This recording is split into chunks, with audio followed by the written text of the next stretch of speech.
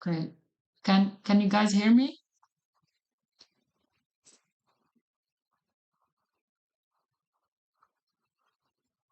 Because I have some issues with the microphone.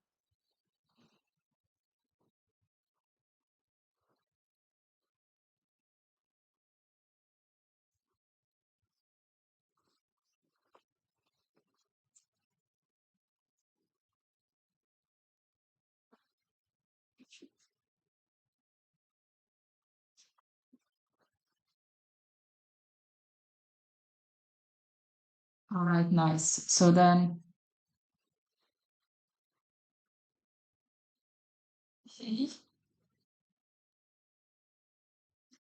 this was my surprise. But yeah, the mic is not working. So it's connected to the laptop, which means with this thing there's probably very, very bad reception. But yeah, so let's get into it. Let me put the chat to the side.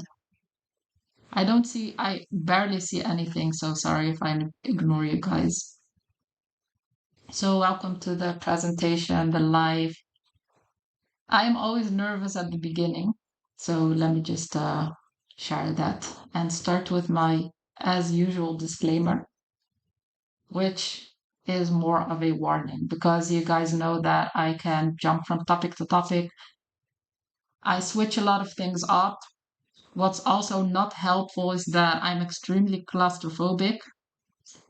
I might die of carbon dioxide rebreathing.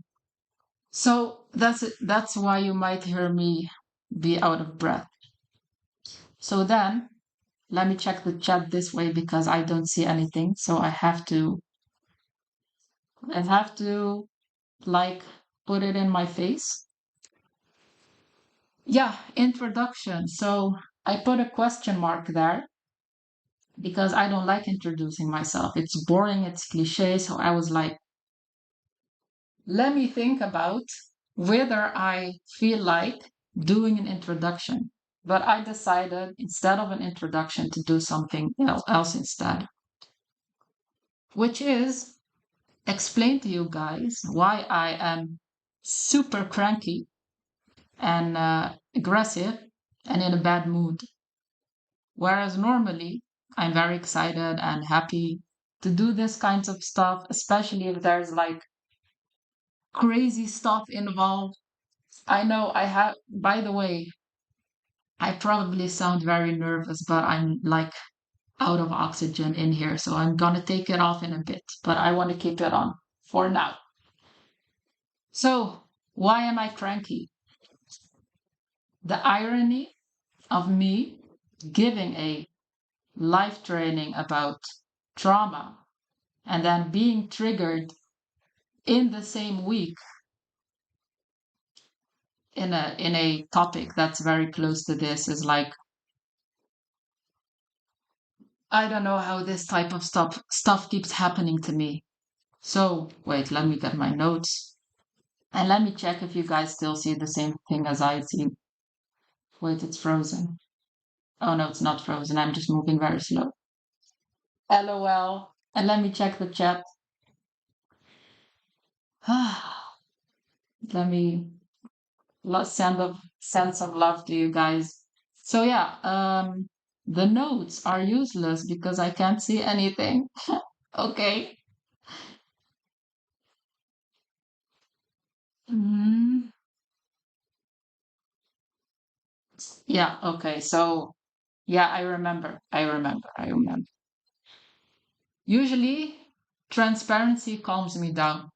And I was not nervous. I was stressed. I wasn't nervous because I'm an extrovert and many people don't know that. Wait, guys, sorry. I want to take off the helmet. Just a second, and then I'll share the story.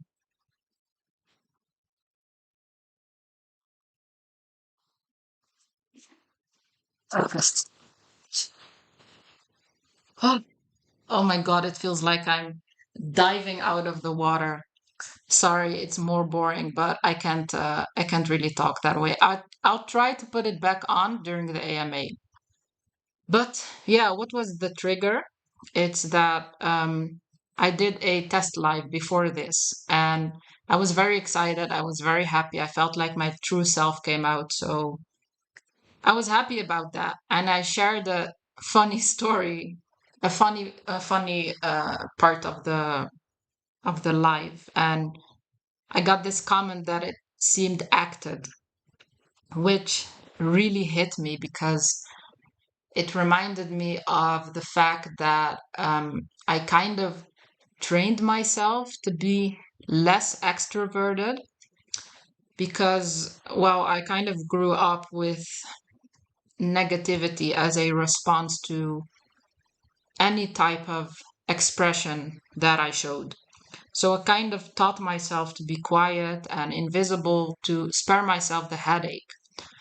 I'm generally not a person who is shy towards people or cares a lot about what people say or think. It's not that. It's just that I trained myself to spare myself the headache of the nagging and the critique on how I breathe and how I wash my hands that I used to get, about my whole being.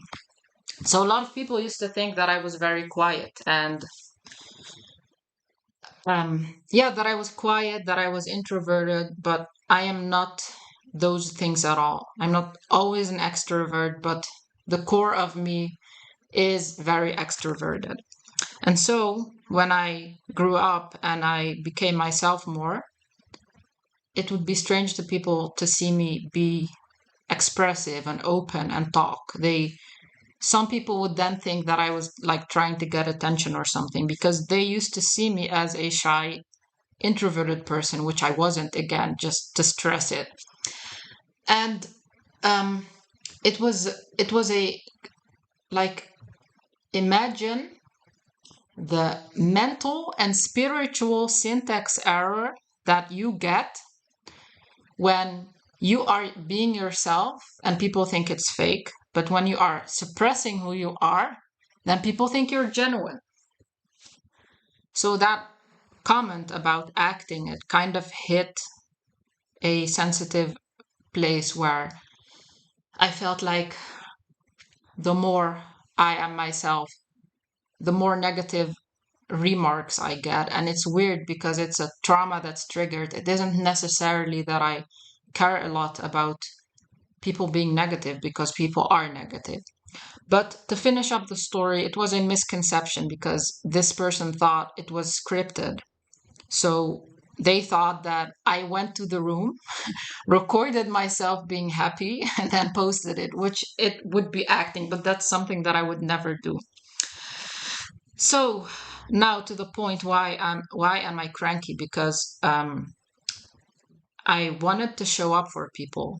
I have known through the years that the best thing you can give people is genuine connection. And people's brains are wired to look at body language and also to read facial expressions. That's why it was probably more fun to see me, even though you didn't see my face with the space helmet. It felt more connected. So I don't want to show my face, but at the same time, I do want to be present. So I came up with this idea, and I think it somehow consciously triggered that part of, oh, you're being yourself a little bit too much, which will probably somehow make people think that you are acting to get views or something, which I am not. This is like genuinely who I am. And again, not 24/7, but would I show up in an astronaut helmet to an event if it made people smile, if it made people comfortable, if it helped people break their shell? Yes, absolutely. And would I enjoy it? Hell yes, I would enjoy it. If it wasn't suffocating, I would probably wear that helmet during sleepovers. So yeah, that was it. That was the thing, and I didn't know that it had triggered that kind of trauma response. So I kind of had a very stressful week. I was in a very bad mood. I was like hating myself. Why do you have to be like this? Why do you make these decisions? Why did you even start this, etc. And yeah, it wasn't until this morning that I woke up and I almost wanted to cry. I was so angry. I was so angry at everything. I was angry at myself. I had a lot of these stressful nightmares about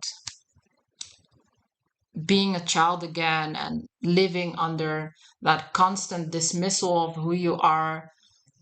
And it finally hit me. And you know, the special thing about trauma is that when you realize it, it almost disappears out of itself. So that was the story that I wanted to tell instead of an introduction. And it's funny that this happened because remember the story. It will be a very helpful example later on. All right, so let me get to the next sheet. Yeah, this is Bob. I added Bob to the presentation because I figured out people would probably miss that type of connection when all I do is talk and you don't see my face or anything. So Bob will be your guide. Oh, I forgot something. I forgot something. I wanted to show it. Let me see. Yes, this is it. It's kind of crooked, but they did a study about, well, it's very known that the brain is always looking for faces. And that's why we'll usually see faces in things where there aren't faces. Um, the brain is very wired to look for faces. And they did this study on cars where they changed the eyes. The eyes, oh my God. They changed the headlights so that they wouldn't look like eyes anymore. And then no one wanted to buy the car. So, yeah, I wanted to share this example of how important it is to show a face, and also that's why I wanted to wear the helmet. I might try it again in a bit when I have had sufficient oxygen. So, yeah, in the meantime, Bob will be the tour guide.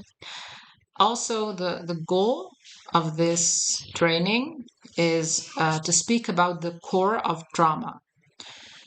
And I won't be talking about very difficult topics. I won't be talking about solutions or exercises. I just want people to understand, to give them like the first brick in the building of trauma, so that whenever you'll see topics come by later, like, stuff about parenting, stuff about attachment, that you'll be able to to use this information to understand it yourself so that it won't be confusing, and you also won't have to rely on experts, other experts. I want you to rely on your own judgment. So let me see if I can try to put back on the helmet, because I am using a lot of body language when I speak. So right now I'm just like signing to myself.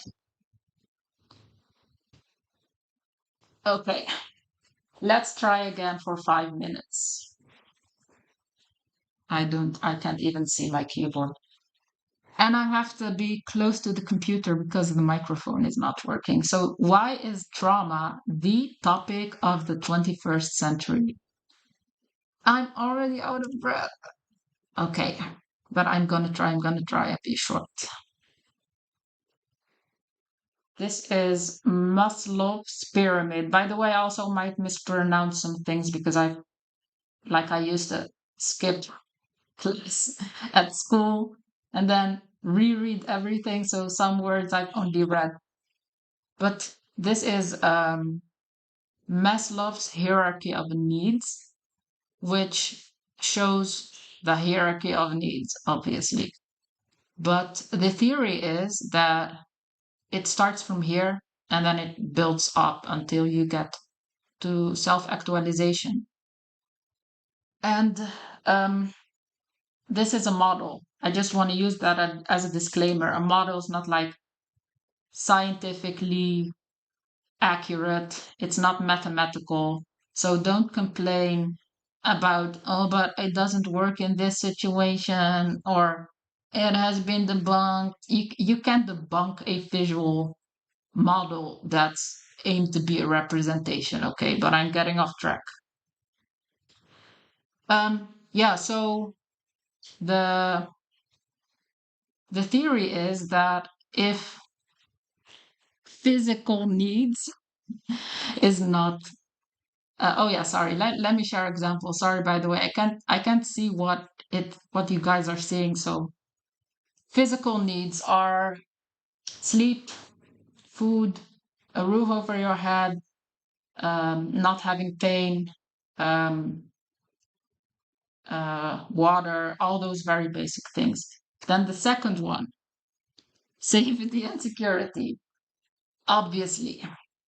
The third one, love and belonging, which also speaks for itself. A lot of the social needs are yellow. Then there's self esteem, and self esteem is not confidence. It's a different thing. Self esteem is how you see yourself, how you value yourself. Whereas confidence is about whether or not you can do something well or not. So someone can be very confident about speaking, but then have low self esteem, which means they still see themselves as a useless person, for example. And then there's self actualization, which means being your best self, striving for education, self reflection, contribution. Those are all parts of uh, self actualization. I'm trying not to breathe too hard because I don't know how loud you guys can hear it. Okay, that helps. So why is it the 21st century topic? Because for the first time, the entire society is focused on self-actualization, whereas older societies that are always used to be war or what's the word, plagues, diseases, people were hungry, so they would be here. And I'm gonna take it off for a few seconds again. Sorry. Wait, almost did.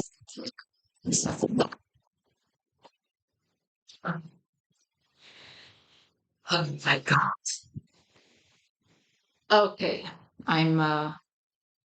Oh no, the presentation is stuck.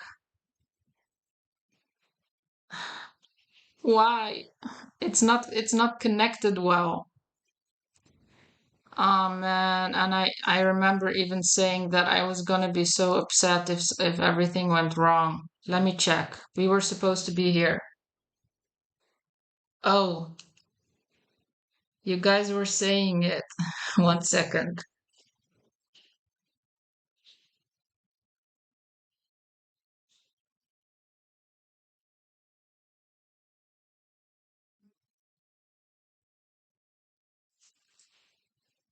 Huh? Is it still is it still on? Can you see the pyramid now? Yeah, the pyramid should be. This is so weird.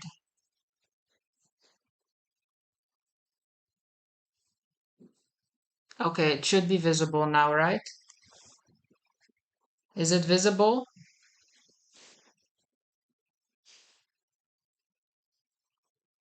Okay. Okay. All right. I'm happy that it happened early on. So you guys see this disappearing too, right? I'm just going to put I'm going to put the studio. Okay. All right. Now I can also see what you guys are seeing. So back to the 21st century topic. This is what the older generation, what life used to look like to them. There was no of these luxury needs, and they were in denial of it. It doesn't exist to them. Like you can hear, that some old people say that depression doesn't exist. It doesn't exist to them. That is the denial that they live in. But this brings me to the next question. Let's see if the presentation wants to move. The next question is, why is there denial? And denial is actually a very important part of trauma, because one of the key components of trauma, and you have to remember this, is the question, is there space to deal with this right now? And if the answer is no, then it will be suppressed or denied. So you can be unaware of it existing. And then when you wait, let me just elaborate a little bit. If you are living in war, then it doesn't make sense to be aware of I don't know, rejection trauma. You feel like people don't accept you for who you are. It doesn't make sense for you to be focused on that when you are literally fighting for your life. So that part in the brain will just be shut off and you won't be aware of it, that you feel social rejection a lot. So when you get into a safe space, for some people, the trauma resurfaces and they face it and they work through it. And for some people, they just choose to stay in denial. But I'll elaborate on that later. But first, what is trauma? And the best way to start is with the official, what's the word? The official definition. So this is the official definition according to the DSM. Let's get through it. Oh no! Saturn is blocking us. I can't read it anymore. Okay, so this means I have to skip to my own definition. My own definition, which is less boring and also has more clarity. So let's move on. Trauma is the result of exposure to events that threaten a person's. I made 4 subcategories, which I will name first, and then I'll share explanation. So the first is obviously it's safety. So trauma is the result of exposure to events that threaten a person's safety. That's the first. The second is well-being. The third is core sense of self. By the way, this is, I'm not sure if it's very visible, but that's a heart. That's made of a fingerprint. I thought it was the perfect picture for this because, everyone has a unique fingerprint. So, and everyone has a unique core self and belief. This is a difficult part of trauma that is barely ever mentioned, but it's also really important. And belief doesn't necessarily have to do with like religion or truth. It has to do with the way you view the world. So let's share some examples. Where's Bob? He's not showing up in in the studio, but I'm seeing him. So I'm having like a private show from Bob. Oh no, I'm being myself too much again. Okay. So safety. An example would be a car crash or living near a volcano and not knowing when it can explode. Those are types of threats to your safety. Well-being examples would be when you're a girl, for example, and you're in one of those culture where as a girl it means you have to live inside of the walls of the home and scrub dishes. That is traumatizing because it's a threat to your well-being, or if you're, for example, denied education, or which is more appropriate to this time, when you are forced to take an education. Those are threats to well-being. Then core sense of self is, some examples are the one that I shared, like, no, that's not a good example. You know, you would think that the easiest thing to prepare is examples, but I didn't because I'm stupid. So let me think of an example very quickly. Core sense of self. You're creative and you live in a family that's not creative and more, what's the opposite of creative? Like within the lines. I don't remember what the opposite of creative is. Well, anyway, so you are rejected a lot. That's a threat to your core sense of self. And then belief. Like I said, this is a difficult one. An example of a threat to your belief. A good example would be discovering that you're wrong. Like, for example, I see this with conspiracy theorists a lot, that they build upon their own knowledge and their own paranoid perspective a lot.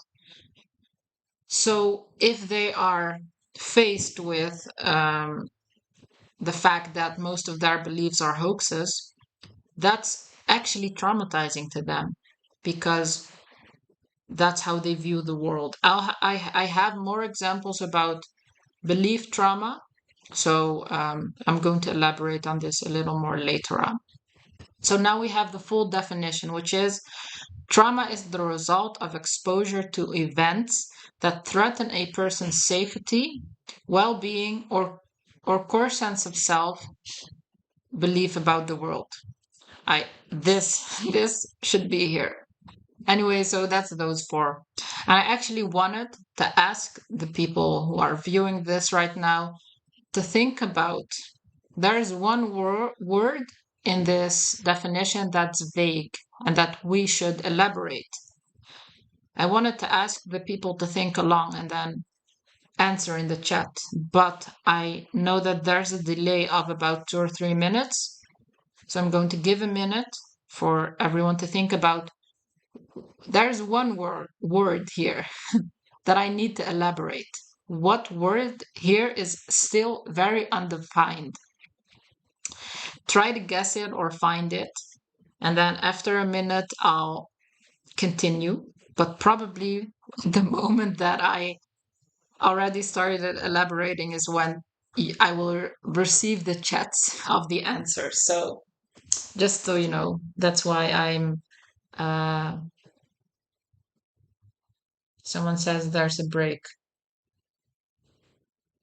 Oh, that was about Bob. Okay. But the chat is probably still going on. Yes, we're still live.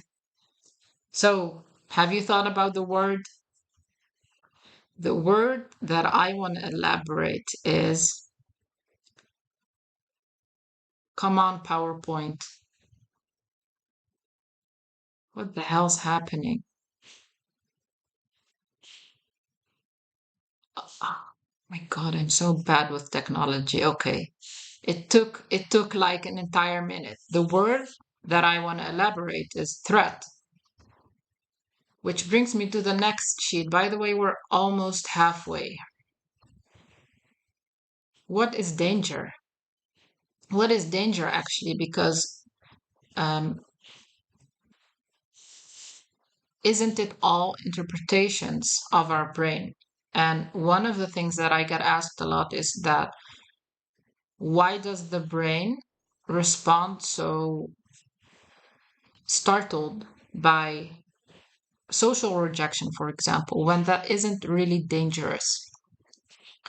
So before I answer that question, let's look at what is danger. I mean, what is danger? So there's two types of trauma. There's event trauma. like accidents, seeing someone die, seeing a plane crash. Those are traumatic, even if there were to be no one on the plane. Even the threat of danger is scary. So that makes sense that that scares you, but why would social trauma, which is more difficult, and this is often complex trauma, which stays with us for our entire lives, why is that so much more traumatizing than actual event traumas? So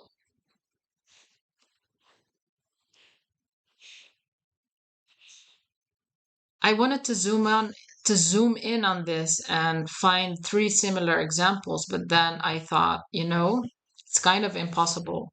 So I'll share two theories and then I'll share my own thoughts about it. So the first one is the brain. It has to do with the brain, and how the brain interprets social rejection, being ignored, being called names, people not liking you, being left out of the group, etc. There's been some studies done about the effect of those things on the brain, and it turned out that the same regions that go off in the brain when you are being physically hurt, like attacked, bitten, I don't know, would go off when people were ignored, when people would be called names, when people would be left out of the group. Um, it's quite funny, but I was once accidentally part of one of those studies. I was, I think, 13 or 14, and I was at this event, and they had like a computer device, and you had to play the game with three people, but you wouldn't see each other. So you turn in your name, and I remember I was playing with Laura and another guy from class, and the game was to throw a ball at each other, and that was it. But we were like curious, why is there like a gaming machine in the middle of this thing? And we were playing, and then like a few minutes in, I I noticed that I would never get the ball anymore. They would just throw it at each other. And I was like, I was 13, so I was getting like aggressive, like, what the hell, Laura? Anyway, she was getting aggressive, he was getting aggressive, but it turned out that it was a study. It was everyone saw the same thing. So everyone saw themselves getting excluded. And then the screen showed, this is the effect of being shunned out of the group, and this is how much it hurts. And like, even as a kid, you are aware that you start having these thoughts of why are they leaving me out of it? What's wrong with me? Did I piss them off? You start overthinking it. So that was interesting, part of the study. But of course, when they actually study the brain, it's also done with those things on your head that, let me not get into the nerdy details. So yeah, the brain might technically know the difference between being in physical danger and being verbally assaulted or ignored, but it kind of has the same effect. Another thing is that because um, it triggers a response of pain, the amygdala, which is the social center of the brain, also gets stimulated. So people with PTSD, they actually have an up to 20% larger amygdala than people who don't have PTSD. And it's kind of a circular problem, like I forgot the word for it, but because you have a larger amygdala, you also feel a lot more fear and a lot more sadness. So you it's easier to be re-traumatized, and you will probably always be very sensitive towards um, social trauma. So the second explanation or theory, as I like to say, for why social trauma hurts or is seen as a threat by the brain is survival. And this has to do with the theory that, yeah, it's true. We before civilization existed, there used to be groups of hunter-gatherers that probably still are some people living out there. But if you live like that, you need the group to survive. There's like a design. Some people will hunt. Some people will look for food. But the thing is that if you were excluded out of the group, you would be as good as dead on your own. So this is one of the theories why social trauma is considered trauma, why the brain sees it as a threat. That was what I wanted to say. But yeah, I was also going to give my opinion about this. Why isn't it moving to the next sheet? Yeah, my opinion. I think that social science and science in general, they are looking for explanations. And I believe there's always parts that can't be explained. Like there, you can try to explain it. You can try to find theories, etc. But it won't really explain our emotions. There's something I believe to be a lot deeper, which it doesn't always has to do. Wait, what the hell's happening to my English? It doesn't always have to do with survival. I believe that the reason that we as people connect to each other, love each other, feel hurt by losing someone, it doesn't always have to do with, survival and the brain and all of those mechanical things. So, as I would say, there's always a there's always an invisible threat of the metaphysical woven through the fabric of reality. I'm pretty sure that I lost everyone right now, but that's how I would say it if I were not filtering out everything that I say. So, what's next? Traumatized or not traumatized? That's the question. That's the question that everyone asks. Often, am I traumatized? Do I have the right to use the word traumatized? Do I have the right to believe that I have PTSD or complex PTSD? And what I want to share with people today is that I think it's more useful to have a different kind of view. And that is, let me check my next sheet. Oh, yeah, a different view. Before I share my view, which will be the conclusion, so we're almost at the end, we're almost at the AMA, and then I'll turn on my horrible oxygenless mask. Um, 1 second.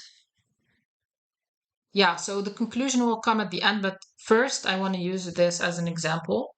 And yeah, you guys can still see me, just double checking.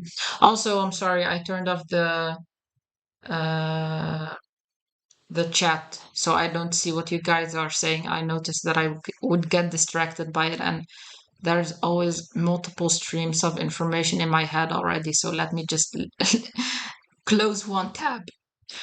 So this is attachment theory. I'm pretty sure most of you have heard of this, and this is by Martine Dalfos. This is the extra she added to it. It's a Dutch psychologist, and this is called a schema. Yeah, so I wanted to go through the attachment style, but just to repeat again, it's just to give you an idea. I'm not going to elaborate on attachment theory. It's just to show you the mechanism of trauma and the way our brains work. So, if your parents were responsive, which means that you knew that in general your needs would be met. As a baby, if you called because of hunger, you would be fed soon. If you called because you were tired and couldn't fall asleep on your own, then you would be held until you fell asleep. So if this was the case, then your attachment style would be secure, which means that because of this, the schema that you developed is that you can generally trust people.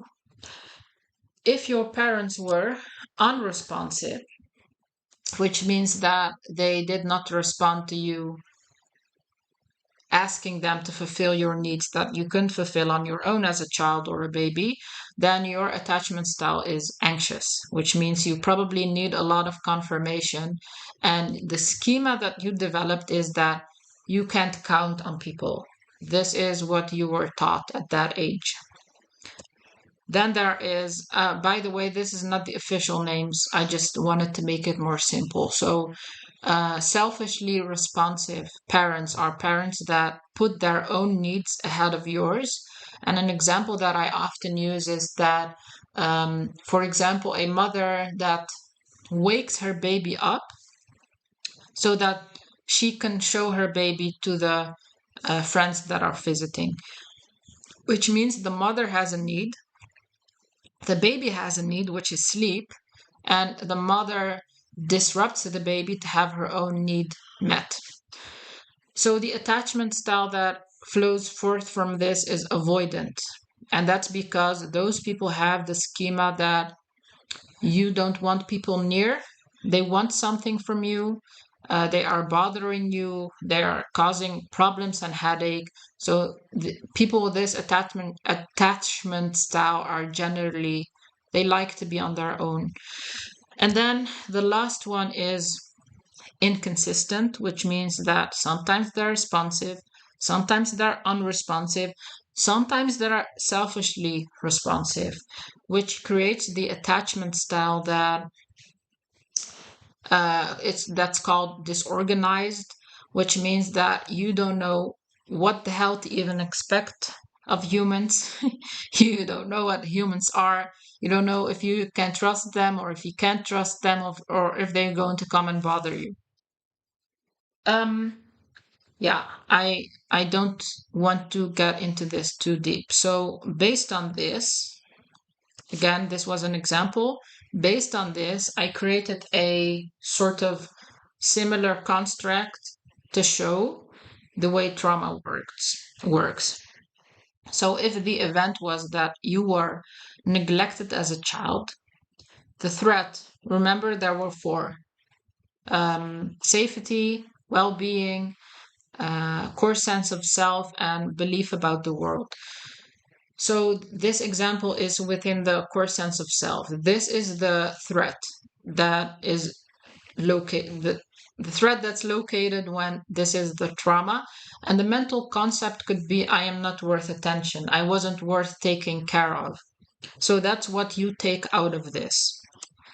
Another example would be, I shared this one earlier, you were wrong. What is the thing that's threatened here is your belief about the world, because if you were wrong, you have to change how you see the world. And the mental concept that you can take out of that is that you can trust your own reasoning, you can trust your own judgment. And that is why this is traumatic. This is why threat towards your belief is also one of the four areas of trauma. So the last example would be an event, robbery. And I purposely, the threat that you'd expect would be safety, but I purposely put belief just to show that an event can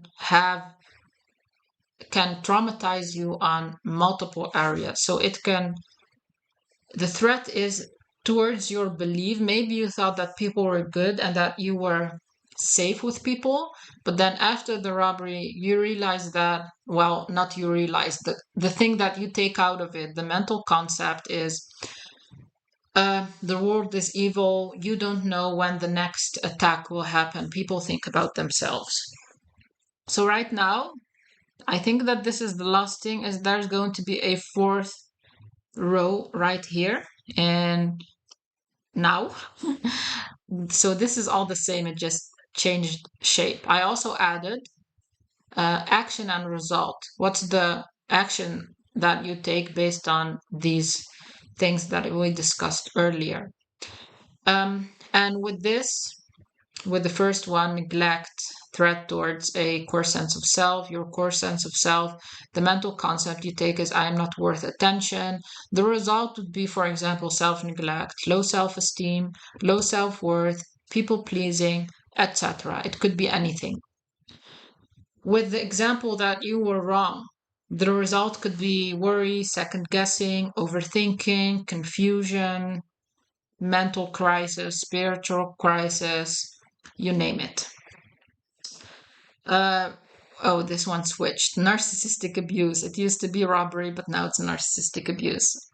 Um, yeah, the result of having your belief about people threatened and creating the mental concept that people are evil is fear, distrust, paranoia, isolation, avoidance, etc. So, wait. So, in conclusion, this is the last sheet, and then we're going to do the AMA. I will try to put on the suffocation device for you guys. But what's the conclusion? And let me get back a few sheets and just remind you. This is the thing that I got asked a lot. Do I have PTSD? Do I not have PTSD? And then I said that it would be better to have a different view. And the different view, someone is calling me.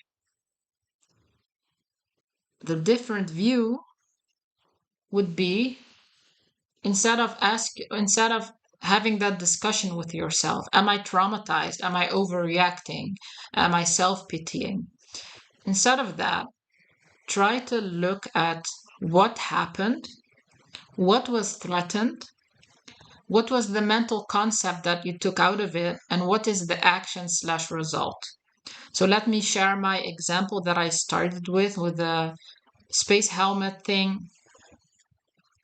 My event was the constant negative reaction towards any form of self-expression that I showed at home. The threat was core sense of self, because my being was constantly being dismissed. The mental concept was if I show myself, I get headache and people bother me, or I might even get hurt with physical abuse. So the result was that to spare myself that headache, that insult, the bothering people with my existence, um, I I withdrew. So whenever I decide to show myself again, automatically my brain will try to protect me from those types of events happening again, which is why I couldn't figure out why I was cranky and in a bad mood for this entire week. I realized that it was because of my decision to use the space helmet, which is it's part of who I am. The way that I normally am is that, so okay, I don't want to show my face, but I want to be present for people. No problem. I will find a solution. That's the way that I normally am. But that being different from the mainstream thing, sometimes it does trigger negative responses. It rarely ever does. And I do have to say that I am very aware that um, the trigger was old trauma. And that's why once I realized why I was feeling that way and why I was having these nightmares of living at home and washing my hands the wrong way and then being yelled at that I wash my hands the way morons wash their hands or something was because of this. So let's do the AMA. 1 second. Um, you guys can ask questions about.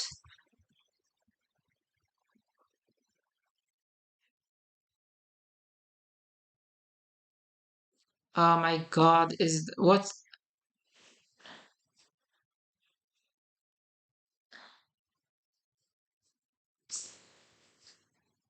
Okay, I have no idea why it stopped presenting what I was saying. Just a second. Um,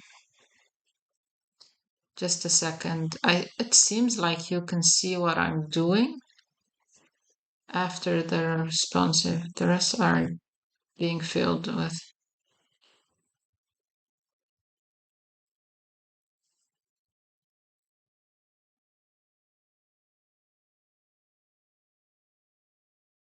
Yeah, I can definitely share the presentation. That's no problem.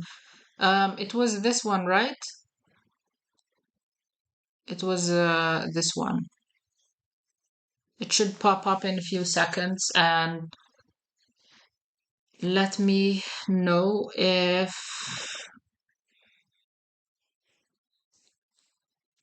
it's more clear now. I have still no idea why this happens. Um, oh yeah, 1 second. This one. Should I leave it open?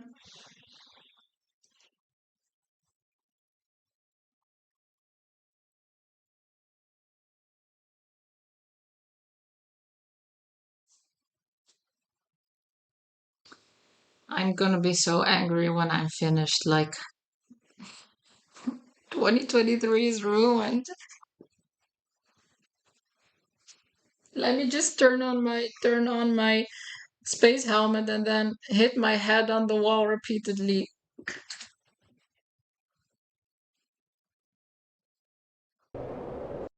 Oh, that's wrong. That's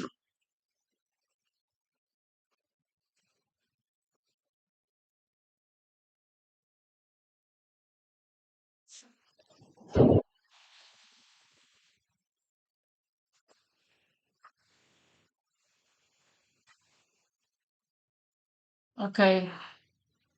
So let's do the AMA. Let me. I don't see anything. Oh yeah, AMA.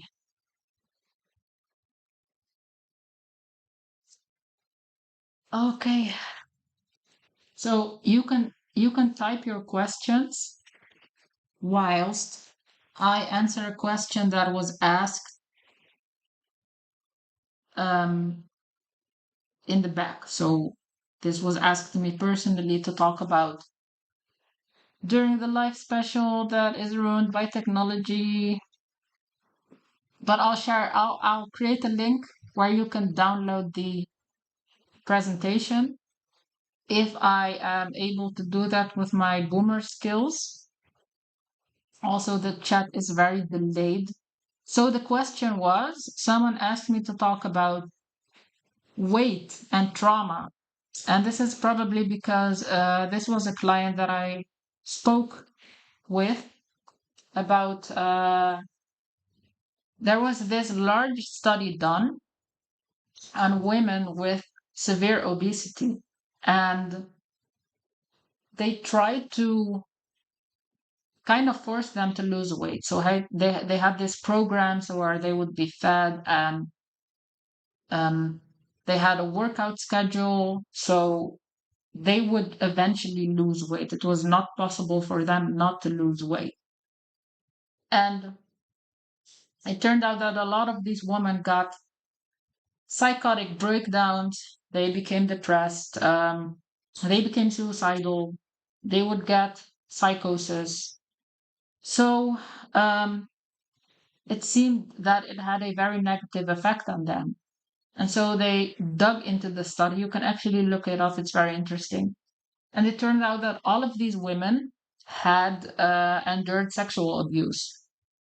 So the reason that they gained weight is not only because they ate bad, it was because their brain decided to store fat a lot. And I'm suffocating again. And um, the reason for the brain deciding to store fat in the body was because there is a general idea that thin women are beautiful. So their brain decided that they didn't want to be beautiful because they wanted to be left alone and they felt unsafe. Let me make this a little bigger. Yeah. Let me lock it up. So, yeah, that was very interesting. And it reminded me of another study where they looked at pregnant women, and there was a epidemic of obesity happening.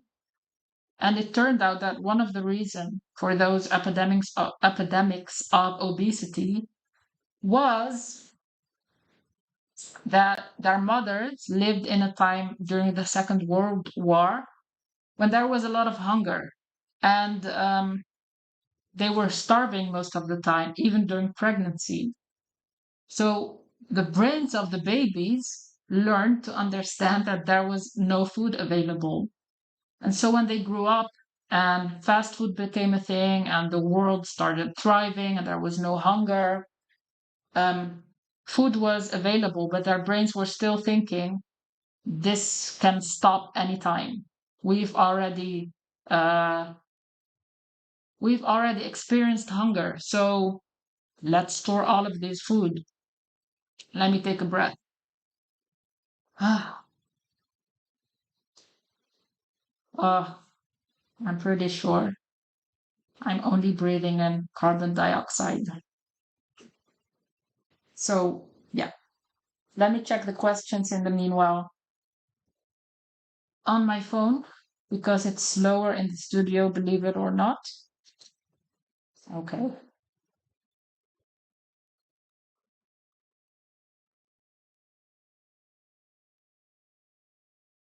So if I warn my child that the world isn't a good place and not everyone cares about, okay, I'm turning it off again. 1 second, 1 second.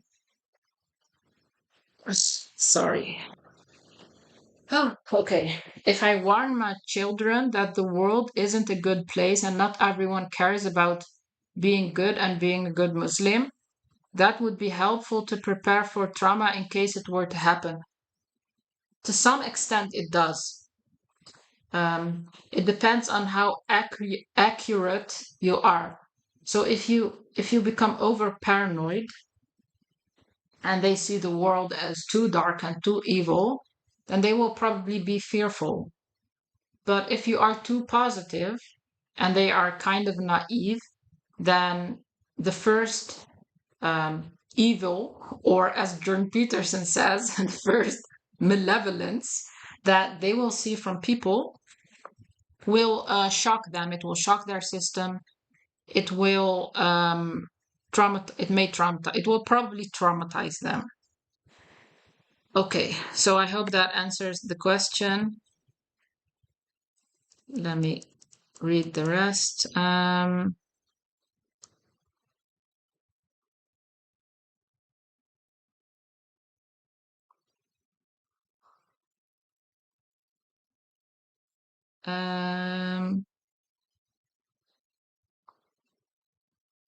then I would add, like, there will always be a group of people. Okay. Yeah, so the thing, the least traumatizing thing is to be realistic that most people are good and most people are trustworthy, but there's always some evil people in between them, and they draw a lot of attention because it's shocking. You can meet one serial killer during your life and be traumatized that you had to live next such a person when the rest of the entire world you've only met good people, for example. So I think that is the realistic thing, that it does exist, but that in reality it is very rare. How to move on from a painful situation, I guess that's your question.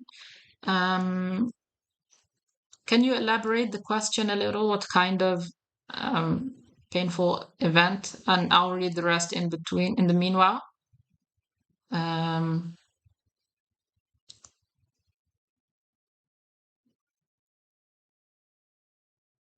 please answer my question. Will I ever get my house fixed so I can move in? What? Will I ever get my house? Is this, am I overthinking? Or is this like is this like a metaphorical question? Or is Melissa pranking me? Okay, let me check. Is there a difference between childhood attachment wounding and trauma? Or is that a bit of a gray area? I think it's the same. I think it's the same. So I would simply define trauma as an event that is painful enough to have long lasting effect. And also, an important component is that at first, while it's happening, you kind of suppress it because you can't handle it at that time. So it shows itself later in life, which is also at the core um, I'm getting distracted by the chat of attachment theory, is that it bothers you not when you're at home. It bothers you when you're an adult and when you're married and your partner is a good person, for example. So I would say childhood attachment wounding and trauma are for sure definitely the same things. Honestly, I feel like the world has become quite an evil place, both ideologically, there is a constant war. Okay. Mm, I'm trying to keep it simple, so sorry. That would be like a very deep discussion that would be more fun if other people could turn on their microphones as well. So let me read if there's more questions.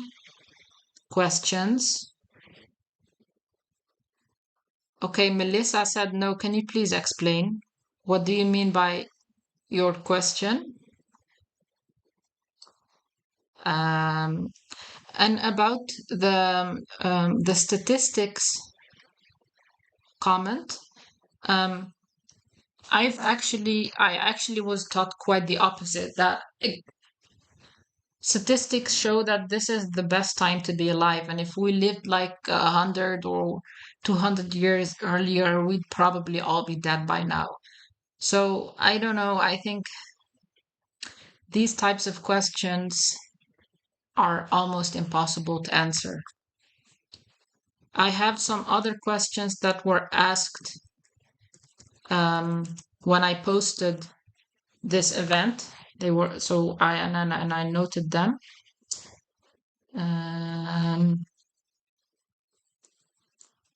Let me open up my notepad. No, that's not how you do it.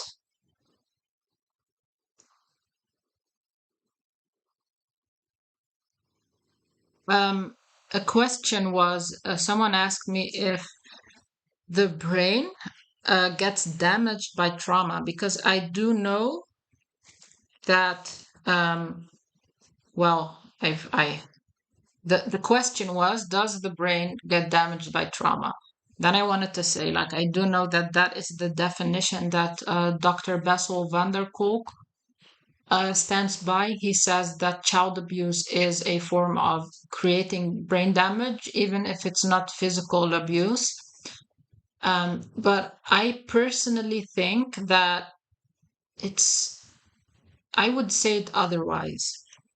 I would say that the brain, in your best interest, tries to adapt to your environment. So it changes based on the environment. And I wouldn't call that damage. I think that it actually shows that your brain is doing what it's supposed to do. So, for example, let's use a more physical example, the one that I shared about if a woman is pregnant during a time of hunger, and so the body then stores food in fear of there being hunger again.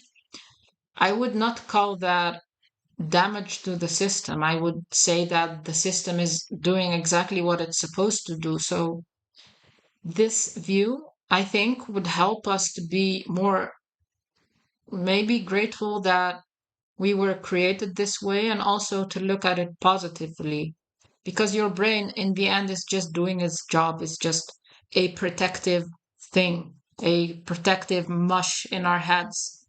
So I don't think it's helpful to see it as damage, as something has been ruined that you can't repair.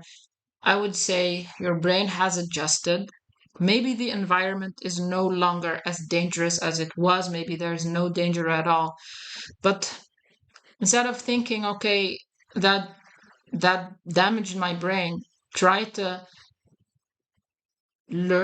try to teach your brain that it's no longer in that form of unsafety.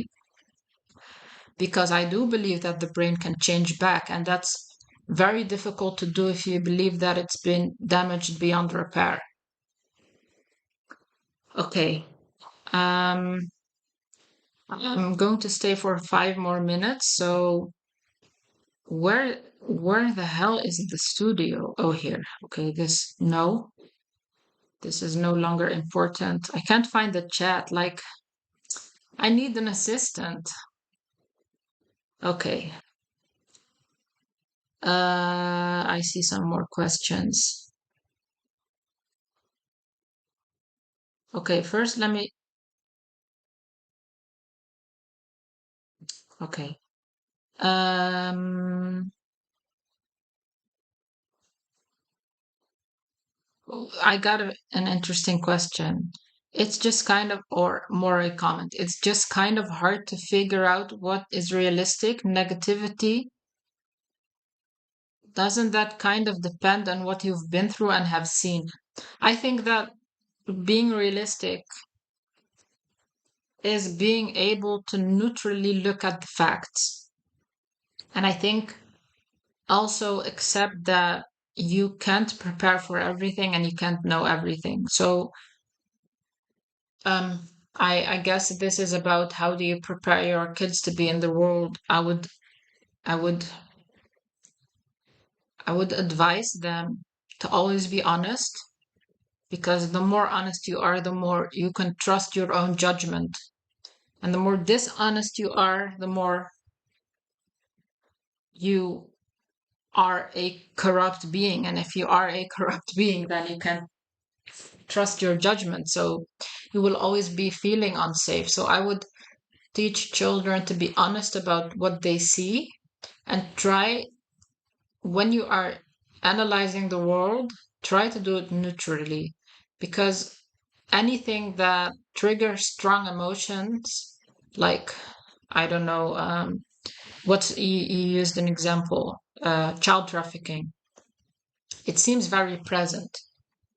It seems very present because it's such a strong negative thing that it just takes up a lot of our attention. But is it worth living in fear over it when the odds are that it probably won't ever happen to your children? And if it does, and that's the difficult thing, if it does, we shouldn't think that we would have been able to prevent it by living more in fear.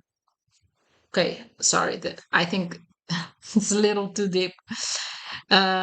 Frequent nightmares is you? Do you mean, are frequent nightmares a symptom of trauma? Yeah, for sure, most definitely. Um, one part of dreams is processing the day or events, processing events, and nightmares is most probably, that's a strong theory. I also believe that it's processing trauma.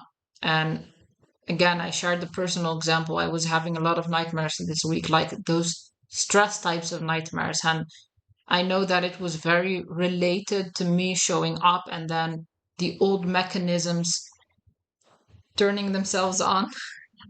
So yeah, for sure, trauma is also, sorry, nightmares are also a symptom of PTSD, complex PTSD. And also a funny story. Um, this is one of the reasons that they discovered EMDR. where they at first thought that if you move your eyes from left to right, that it desensitizes your brain. And the reason they figured that out is because um, when you sleep, when you are dreaming, then your eyes also move from left to right. So they figured out it should probably help overcome trauma. But yeah, this is kind of a complicated thing in the end with EMDR. They figured out that it wasn't the eye movement. It was another mechanism, but let me not get into that. But yeah, so the reason that I started this is because um, when you sleep, you are processing your life as well. So the nightmares are actually you working through some traumas. Can you learn to love yourself by training your brain, or has it to do with trauma? Most definitely you can, because trauma is also, if you think about it, it's also a thing that was trained through repetition. If you were repeatedly rejected, then you might create the mental concept that something about you is inherently wrong. But you can also rewrite that trauma by being positive to yourself, talking positive to yourself, and be surrounded by people that are positive about you, that express positively, that express themselves positively towards you. So you can definitely train that. How do I stop complaining about myself and my life to my son? He's 9 years old and witnessed some of my trauma, and I'm still struggling and I want to keep him out of it, but it's hard. Um, the question is how to stop complaining. And I think, as much as I understand that as a parent, it's easier to do something for your child than it is to do for yourself.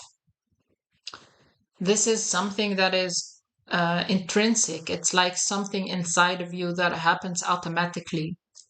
And you need to learn to switch that first, and then it will stop expressing because it isn't there anymore. I'm not sure if maybe this is a very vague explanation, but it's like you can't be happy for someone else because they want you to be happy, or they tell you, you're always looking so gloomy. Why don't you smile more often? It doesn't work to then smile for these people when you feel depressed inside. So that's something intrinsically that you have to fix. And my advice on negativity,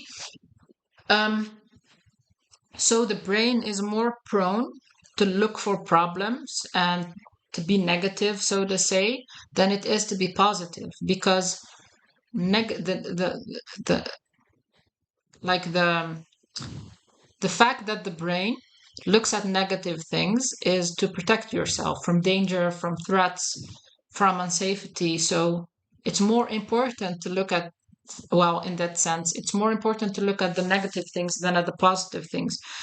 So there's an example that I often share. Imagine you are in the wild and you're hungry and there's an apple tree, but next to the apple tree is also a lion. It doesn't make sense for you to seek out the reward, which is the apple, when there's like a huge threat next to the apple, which is the lion, because if you're dead, the apple has no benefit anyway.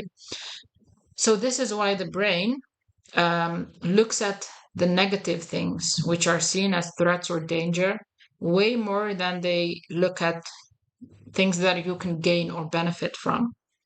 And a method to rewire the brain to be positive is gratitude exercises, and they work really well. So an exercise that I recommend and that I also do myself when I notice that I get into the cycle of negative thinking again is I write down 10 small things that I'm grateful for. And it's important that they are small things. So not the big things like I have a family, I have a roof over my head. Those are actually huge things, but we don't realize that. Because you don't want to train your brain to only look for the big positive things. You want your brain to notice the very small things. And the funny thing is that those small things are actually very big things. But to name an example, we have water from the tap. That's like a big blessing. And if you were to write down, I had water today as one of the reasons you are grateful for, one of the things you're grateful for today, and you write down that there was a breeze, you write down that there was rain and, it calmed you down, and you write down all the tiny things and you repeat that, eventually, your brain will know that, when she grabs a diary or the notepad, she's going to bother me to look for positive things again. So let me just get them ready. And what happens then is that throughout the day, your brain will already start focusing in preparation of you doing the exercise on the positive things. And if you can do this for 40 days, then it will actually be a habit that's ingrained into the brain. So that should help you boost positive thinking. um, and if stressful events happen or you have like a depressed period, then it can re-trigger the negative thinking, which is our standard. And then you should do it again. It's like kind of like muscle. You can't exercise once or go to the gym for a year and then expect to stay muscled when you don't go for another year. So that's my advice to negative thinking. Let me check the other question. Do you believe a healthy relationship can passively help you heal from trauma without someone being into mental health and reading upon it? Absolutely. I believe that healthy relationships aren't even passively helping you. They are directly, primarily helping. It's the main thing. And this also goes for friendships and colleagues and romantic partner, children, family. Most of our trauma is social trauma, so undoing that and learning to be safe with people is one of the main factors of healing. And also, like I said in the beginning, connection is one of the most valuable thing to humans, and it's the thing that makes us feel safe the most. And let's not forget that um, feeling connection with God is above all of that, but it's also connection as well. So yeah, for sure, for sure. And the opposite is also true. You can always be re-traumatized by having negative or narcissistic or even good, but the wrong people around you, So for example, I used being creative and being around non-creative people that dismiss creativity. It's out of their box, so it's confuses them. They don't like it. They may be, these are probably good people, but they still re-traumatize you. Every time you express yourself, you are rejected because they are different. So you are just in the wrong group, and that's also re-traumatizing. um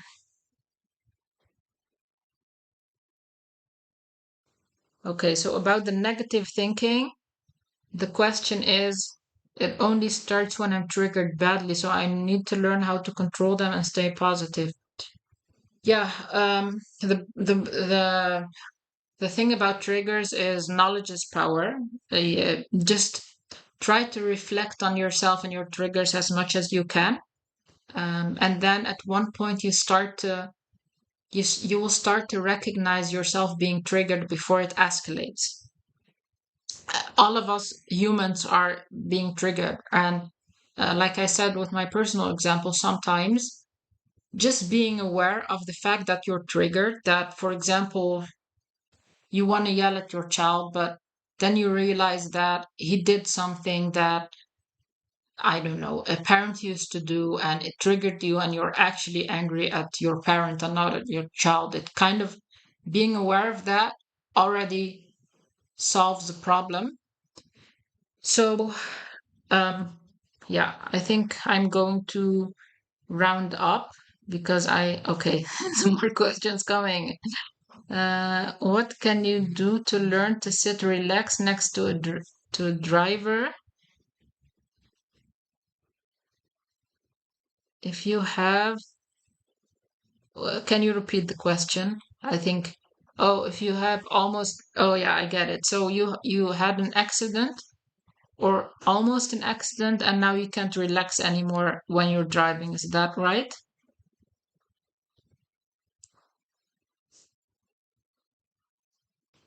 The chat is slower than me talking, so I'm going to assume that is it. And I'll have to respond short because yeah, this will be the last question. I think that I have a little too little information to answer this question, to be honest, because it depends on if you've had an accident, if someone near you had an accident, if how long it was ago. But in general, um, I would recommend grounding exercises because the thing that usually happens when you are panicking is the first thing that happens is that your brain registers a possible danger, and then you start breathing more rapidly, then your heartbeat rises, and then the panic starts to kick in. And because you panic, it reinforms the brain of danger. So it's a vicious cycle that kind of strengthens itself every time. And you can break that cycle by doing grounding exercises, breathing slowly until you are calm. And then when that happens, the brain thinks, all right, I'm in a car, I'm safe. And if you do that a couple of times, then the trauma should disappear. And this is kind of like the Q&A. I have a YouTube video called The Fundamentals of Fear, where I explain this. So I'm going to head out now, and I'm going to hate myself for the rest of the month because of the freezing presentation sheets. And I'm never, ever, ever in my life, never going to rewatch this. I hope that no one ever plays it near me.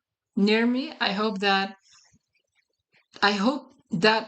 in my existence I will never be faced with this live session because of those presentation sheets going wrong, and that tomorrow I'll think that it was all a dream, that it didn't happen.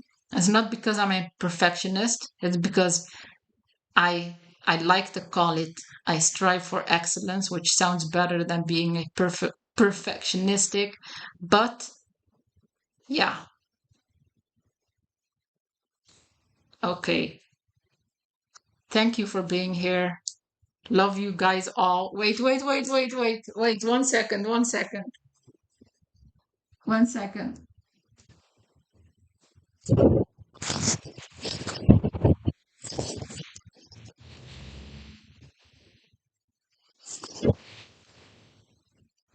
Oh, what the hell? Oh,